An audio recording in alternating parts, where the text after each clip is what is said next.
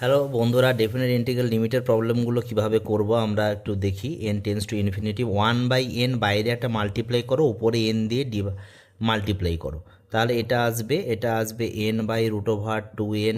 একই রকমভাবে এটা যদি আসি n/√, nটাকে n ইন্টু n লিখলাম। এবার দেখো limit n tends to infinity 1/n, এটাকে আমি n দিয়ে ডিভাইড করে রেশনালাইজড করো, দেখবে 1/n পাবো, এটা পাবো 1/√2/n পাবো, ডট ডট ডট, এটা 1/√n/nই পাবো। এবার দেখো আমরা একবারে সামেশানে যাই, r ইকুয়ালস টু 1, লিমিট এখানে n tends to infinity 1/n যেমন লিখেছি লিখলাম। দেখো এটাকে লেখা যায় r/n ফরম্যাটে, তার ফলে আমি একবারে করব 0/1 dx বাই, এটা হবে √x। এবার √x-এর ইন্টিগ্রেশন √xই হয়, 2√x তোমরা করে নেবে, অ্যান্সার হবে 2√1 - 0, তার মানে 2 হয়ে যাবে এর final answer. Thank you very much. ভালো লেগে থাকলে সাবস্ক্রাইব।